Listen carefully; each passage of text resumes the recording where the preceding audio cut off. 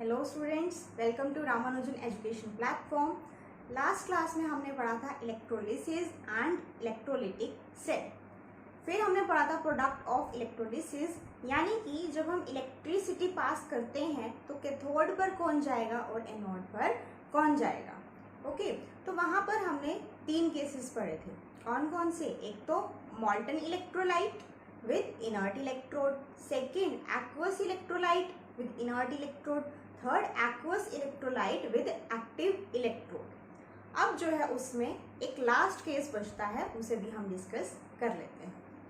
Last case है हमारे पास electrolysis of dilute H2SO4 with inert electrode, with platinum electrode यानी कि इनर्ट इलेक्ट्रोड। ओके, अब एक चीज देखो कि डाइल्यूट H2SO4, डाइल्यूट का मतलब क्या होता है? डाइल्यूट का मतलब होता है कि उसमें वाटर की अमाउंट बहुत ज़्यादा है। एक होता है हमारे पास एक्वस में कंसंट्रेशन और एक होता है डाइल्यूट। तो कंसंट्रेशन में क्या होता है, वाटर की अमाउंट कम होगी और डाइल्यूट में क्या होगा, वाटर की अमाउंट ज़्यादा होगी। ओके, तो यहाँ पर आयंस कौन कौन से हैं देखो, H2SO4 के H positive, SO4 2 negative.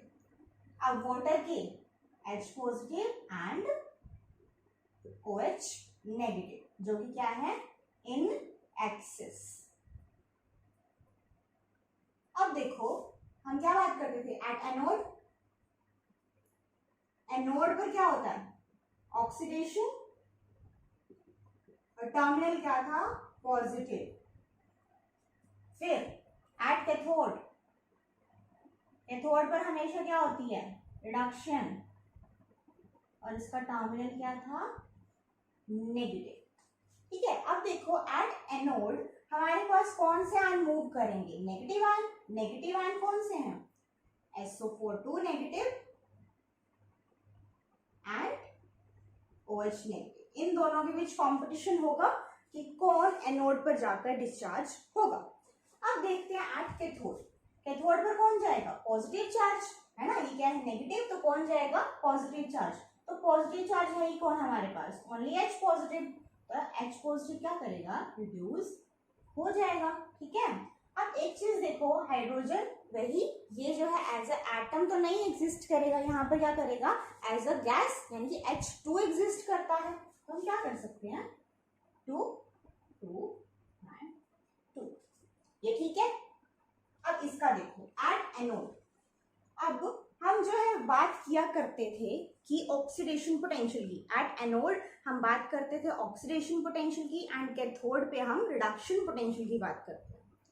But यहाँ हमें क्या ध्यान रखना है कि जब हमारे पास डाइल्यूट सॉल्यूशन आ जाए, वैसे तो एक चीज देखो, SO4 और OH नेगेटिव में, अगर हमने लास्ट की हमें सीरीज याद है तो क्या था, Cl OH negative, NO3 negative, SO4 2 negative and F negative, ये थे हमारे पास।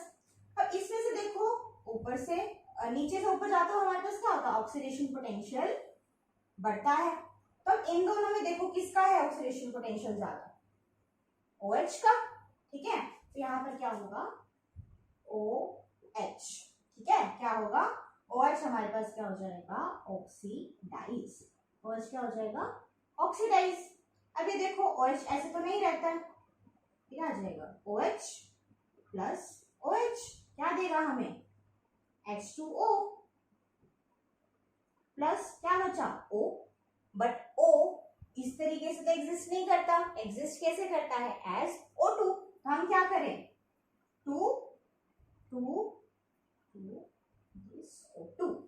ओके, अब ये देखो हमारे पास क्या बन गया, 4OH बन गया, 4OH बन गया। तो हम ओवरऑल रिएक्शन देखो क्या लिख सकते हैं, 4OH नेगेटिव गिव्स 4, ठीक है, OH से OH, 4OH से 4OH तो कैंसिल हो जाएगा। हम क्या लिखेंगे यहाँ, इस तरीके से लिखेंगे ना, क्योंकि हमारे पास क्या होना चाहिए, बैलेंस होना चाहिए। यहाँ पर 4OH है। अब एक चीज देखो, इसकी जो है ओवरऑल रिएक्शन क्या होगी, जब हम इसकी ओवरऑल रिएक्शन लिखेंगे तो 4OH तो क्या हो जाएगा, कैंसिल। तो क्या बचा हमारे पास, 2H2O plus O2 plus 4 electron. Okay, हमारे पास क्या हो जाएगा, at anode O2 will evolve, O2 will evolve, ठीक है। और यहाँ पर देखो हमें इतना पता है कि जो इलेक्ट्रॉन्स ऑक्सीडेशन में लूज होते हैं उतने ही इलेक्ट्रॉन्स कैथोड पे क्या होते हैं, रिडक्शन में गेन होते हैं। तो यहाँ पर भी हमें क्या करना पड़ेगा, 4 इलेक्ट्रॉन्स हम क्या करते हैं, 4 4 2। अब ठीक है, अब एट कैथोड क्या आ जाएगा, हाइड्रोजन विल इवॉल्व, ठीक है। तो ये था हमारे पास लास्ट केस। अब एक चीज देखो, यहां पर तो हमारे पास OH का ही ऑक्सीडेशन पोटेंशियल ज्यादा था, इस सीरीज में OH का ही हमारे पास ऑक्सीडेशन पोटेंशियल ज्यादा था, तो यहाँ पर तो हमारा पुराना कॉन्सेप्ट ठीक बैठ गया। बट एक और चीज ध्यान रखनी है कि जहां पर भी डाइल्यूट आ गया, जहां पर भी डाइल्यूट आ गया वहां पर हमेशा H पॉजिटिव और OH नेगेटिव ही इवॉल्व होंगे।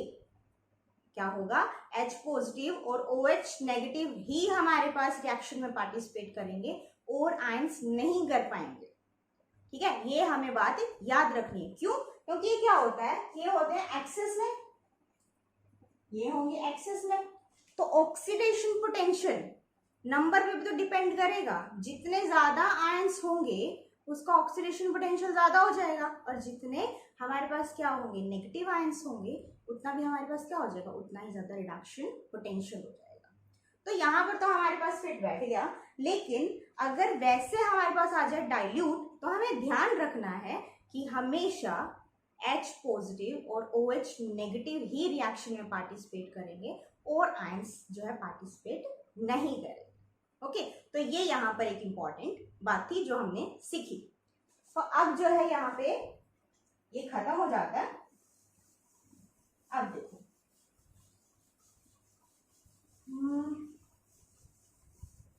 अभी तक हमने क्या सीखा, अभी तक हमने ये सीखा कि कैथोड पर कौन जाएगा और एनोड पर कौन जाएगा, कि हमने करंट पास किया और कैथोड पर कौन गया, एनोड पर कौन गया। बट हमने कितना करंट पास किया, कितने टाइम के लिए पास किया, और कितना मास जो है हमारे पास सब्सटेंस का या फिर गैस का वहां पर क्या होगा, डिपॉजिट होगा। तो वो हम कहाँ से पता करेंगे, वो हम पता लगता है फैराडेज लॉज ऑफ इलेक्ट्रोलिसिस। ये हमारे पास क्या करता है, क्वांटिटेटिव एस्पेक्ट ऑफ इलेक्ट्रोलिसिस को बताता है, ठीक है। और ये हमारे पास इंपॉर्टेंट है क्योंकि ये बोर्ड्स में और कंपटीशन में सब जगह इसके न्यूमेरिकल्स आते हैं। तो फैराडे के जो है 2 लॉज थे। फर्स्ट क्या था हमारे पास, फर्स्ट लॉ है the mass of substance deposited और the mass of gas liberated, क्योंकि या तो फिर वो सॉलिड फॉर्म में होगा या फिर गैस लिबरेट हो रही थी। तो क्या है, मास ऑफ सब्सटेंस डिपॉजिटेड और मास of the gas liberated at a particular electrode is directly proportional to the amount of charge passing through electrolyte। आई बात समझ में, कि जितना ज्यादा हम चार्ज पास करेंगे, यानी कि जितनी ज्यादा हम इलेक्ट्रिसिटी पास करेंगे, उतना ही ज्यादा हमारे पास कोई भी सब्सटेंस या फिर गैस क्या होगा, डिपॉजिट या फिर लिबरेट होगा। सिंपल सी बात है, जितना हम ज्यादा जो है हमारे पास चार्ज पास करेंगे उतना ही वो कैथोड पे क्या होता जाएगा, स्टिक होता चला जाएगा या फिर इवॉल्व होता चला जाएगा, ठीक है। तो अब देखो इसको हम क्या लिख सकते हैं, मास ऑफ सब्सटेंस और gas is directly proportional to charge, m directly proportional to q। अब हम इस साइन ऑफ प्रोपोर्शनल को हटाने के लिए क्या करते हैं, एक कांस्टेंट को लगा दिया करते हैं जो कि क्या है, z। z क्या हो जाएगा यहाँ पर, constant of proportionality, constant of proportionality. इसका खुद का भी एक नाम होता है, क्या होता है, ECE, जिसे हम क्या बोलते हैं, electrochemical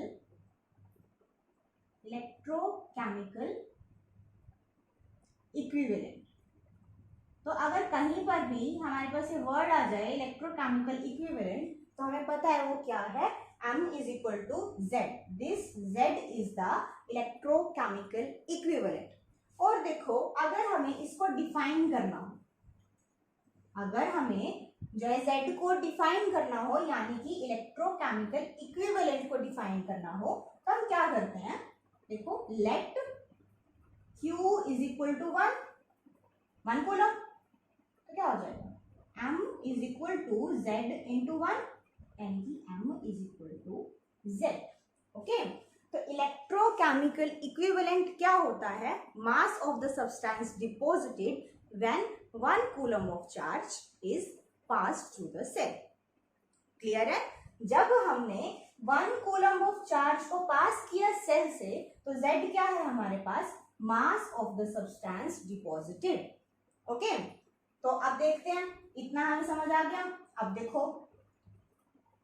M is equal to ZQ, charge क्या होता है हमारे पास,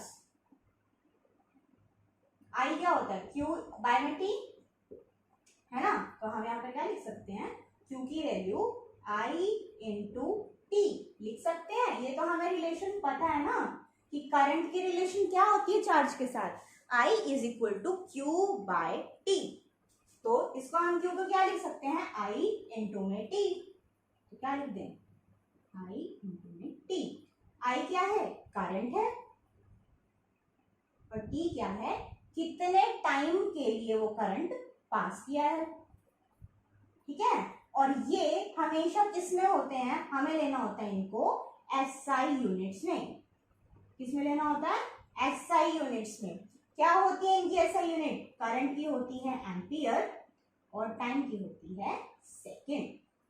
ओके, इतना जो है हमें क्लियर हो गया. ये क्या है हमारे पास, Faraday's first law of electrolysis.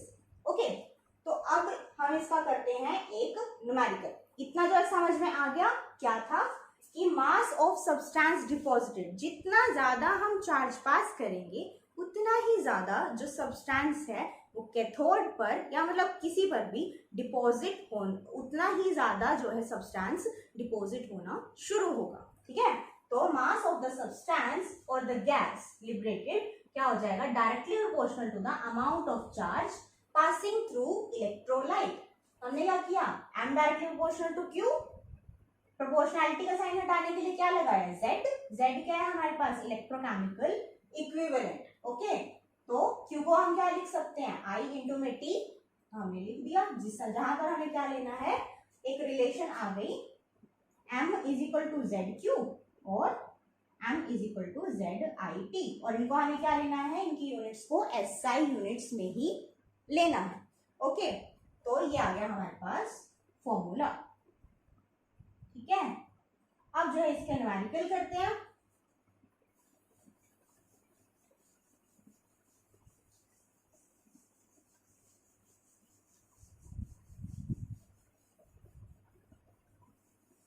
Numerical देखो,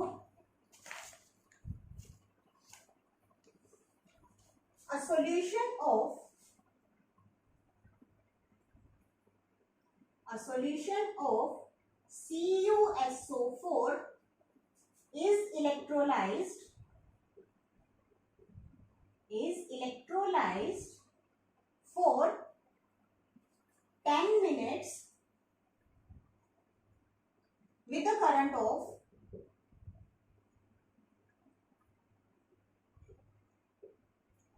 1.5 ampere.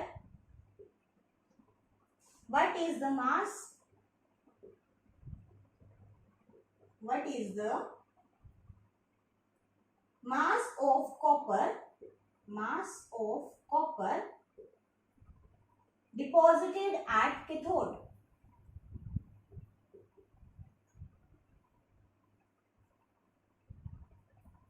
ठीक है, अब देखो हमारे पास दिया है इलेक्ट्रोलाइट, दे दिया कौन सा, CuSO4. कितने टाइम के लिए करंट पास किया, कितना करंट पास किया, 1.5 एम्पियर. कितना, 1.5 एम्पियर. कितने टाइम के लिए, 10 मिनट्स के लिए. हमें क्या करना है, इसको एसआई यूनिट में कन्वर्ट करना है। तो क्या आ जाएगा 10 इंटू 60 यानी कि 600 सेकेंड्स। ओके, तो अब इन्होंने क्या बोला है, what is the mass of the copper deposited at cathode. देखो तो क्या होता है, m is equal to ZIT। अब देखो I है हमारे पास और T है, करंट भी है और टाइम भी है। अब देखो Z निकालने का तरीका, इलेक्ट्रोकेमिकल इक्विवेलेंट निकालने का तरीका। देखो Z क्या होता है, Z is equal to E upon F। E क्या होता है, इक्विवेलेंट वेट, एंड F क्या है, charge on 1 mole of electron, जिसकी वैल्यू क्या होती है 96500 कूलम, है ना। अब इतना हमें पता चल गया। अब इक्विवेलेंट वेट क्या होता है, आपने सॉल्यूशन चैप्टर पढ़ा है तो उसमें क्या आता है, हमने इक्विवेलेंट वेट जो है पढ़ा हुआ है। इक्विवेलेंट वेट क्या होता है, molar mass divided by x. X क्या होता है, number of electrons transferred, okay. तो अब यहां पर पुट कर दें, Z क्या होगा, E upon F into I into T, equivalent weight M upon X into F into I into T, right. अब देखो किसका करना हमें, कॉपर का निकालना है मास, है ना। अब ये देखो कॉपर कैसे डिपॉजिट होगा, क्या चार्ज होता है कॉपर के ऊपर, कॉपर 2 पॉजिटिव प्लस 2 इलेक्ट्रॉन कैसे होगा Cu, ठीक है। अब इसका मोलर मास क्या होता है, कॉपर का मोलर मास कितना होता है 63.5, है ना, 63.5 ग्राम। X कितने इलेक्ट्रॉन्स इन्वॉल्व हैं, कितने इलेक्ट्रॉन्स ट्रांसफर हो रहे हैं, कितने इलेक्ट्रॉन हो रहे हैं 2 इलेक्ट्रॉन्स। F की वैल्यू 96500 इंटू I कितना दिया होगा 1.5 एम्पियर, T क्या है हमारे पास 600 सेकेंड्स, ठीक है 600 सेकेंड्स। अब जो है इसकी वैल्यू हमारे पास आ जाएगी 0.296 ग्राम्स। एक तो इस क्वेश्चन को सॉल्व करने का तरीका ये है, ओके, कि हमने फैराडेज फर्स्ट लॉ को इस पर अच्छे से अप्लाई कर दिया, इजी था, ठीक है। बट एक और तरीका होता है इसका जिसे हम बोलते हैं यूनिटरी मेथड। उससे भी हम इसको सॉल्व करके एक बार दिखा देते हैं, फिर आपकी मर्जी है कि आप किसी से भी सॉल्व कर सकते हैं। कौन सा, यूनिटरी मेथड।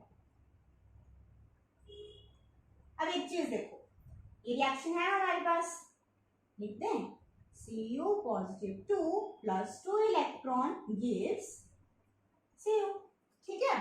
अब एक चीज देखो, ये क्या होते हैं 2 mole of electron, 2 mole of electron, ये क्या है 1 mole of copper, 1 mole of copper, ठीक है।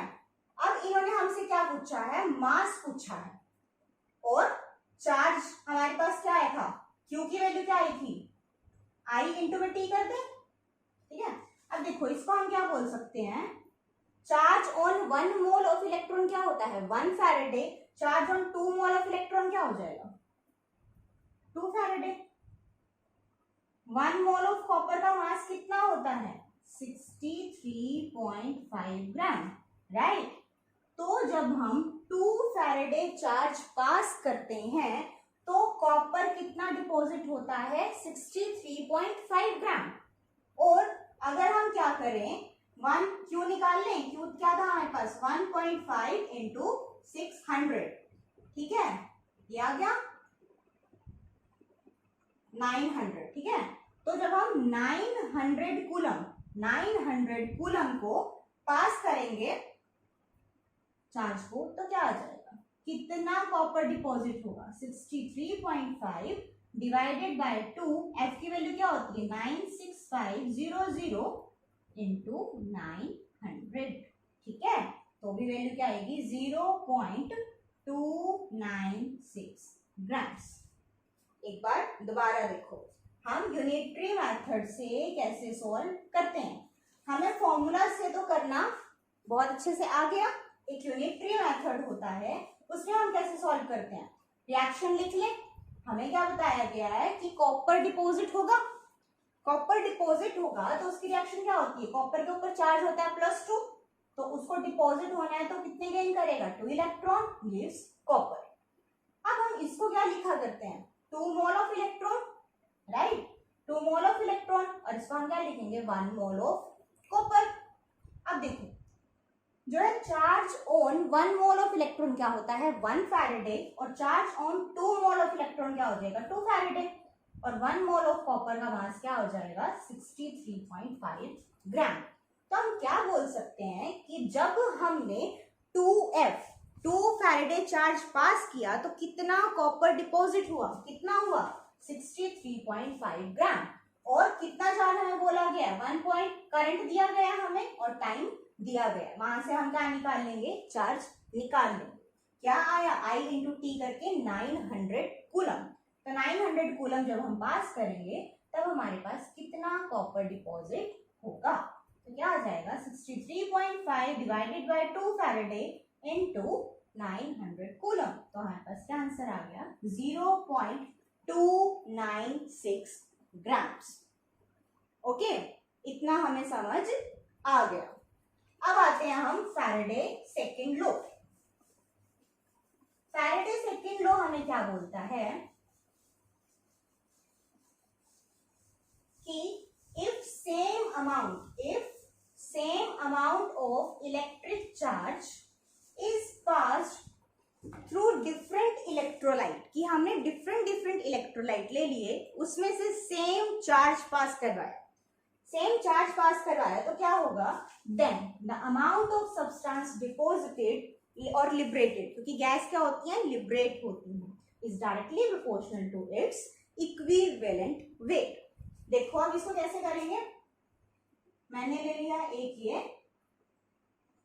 देखिए 2 इलेक्ट्रोलाइट लेंगे, एक ले लिया ZnSO4, एक ले लिया CuSO4, 2 इलेक्ट्रोड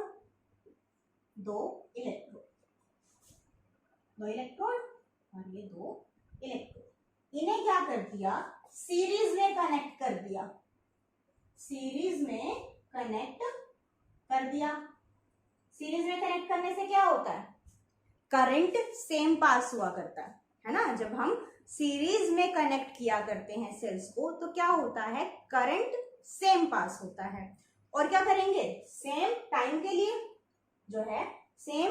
के लिए अगर हम same quantity of current pass करें तो उसका मतलब क्या होगा कि हम उसमें से सेम क्वांटिटी ऑफ चार्ज पास कर रहे हैं, है ना। तो क्या आ जाएगा सेम क्वांटिटी ऑफ चार्ज हम इसमें से पास कर रहे हैं, तो इसका क्या आ जाएगा पॉजिटिव नेगेटिव पॉजिटिव नेगेटिव, ठीक है। अब यहां से देखो फर्स्ट में कैसे लगा सकते हैं हम M is equal to Z Q, ये क्या है मास ऑफ जिंक, ये क्या है मास ऑफ कॉपर। अब देखो ये भी क्या है Z, अब हम इसको क्या लिख सकते हैं, देखो Q क्या है, Q तो सेम है, Z क्या होगा डिफर होगा, उसे हम क्या लिख सकते हैं E अपॉन F, ठीक है। इसका इक्विवेलेंट वेट, जिंक का इक्विवेलेंट वेट क्या होगा molar mass upon X, molar mass क्या होता है 65.3, ठीक है। या फिर अभी हम इसको नहीं लिखते हैं, इसको हम क्या करें equivalent weight of zinc into में Q, इसे क्या लिखे हम equivalent weight of copper by F into में Q, ठीक है। अब Q सेम है F सेम है, डिफर क्या है सिर्फ इक्विवेलेंट वेट डिफर होगा दोनों का, तो हम क्या करें इन दोनों को डिवाइड कर दें, M जिंक अपॉन में M कॉपर, ठीक है। तो क्या आ जाएगा सब कैंसल, बचेगा क्या equivalent weight of zinc divided by equivalent weight of copper. तो ये है हमारे पास फैराडे सेकंड लॉ कि जो अमाउंट ऑफ सब्सटेंस डिपॉजिटेड है वो क्या होगी, directly proportional to its equivalent weight. यहाँ से हमें दिख रहा है ना कि जो मास है वो डायरेक्टली प्रोपोर्शनल टू क्या है, इक्विवेलेंट वेट है। तो ये है हमारे पास फैराडे सेकंड लॉ। इसका हम एक न्यूमेरिकल करेंगे नेक्स्ट लेक्चर में, और इस तरीके से हमें सभी के सभी न्यूमेरिकल्स करके देख लेंगे। तो मिलते हैं नेक्स्ट लेक्चर में।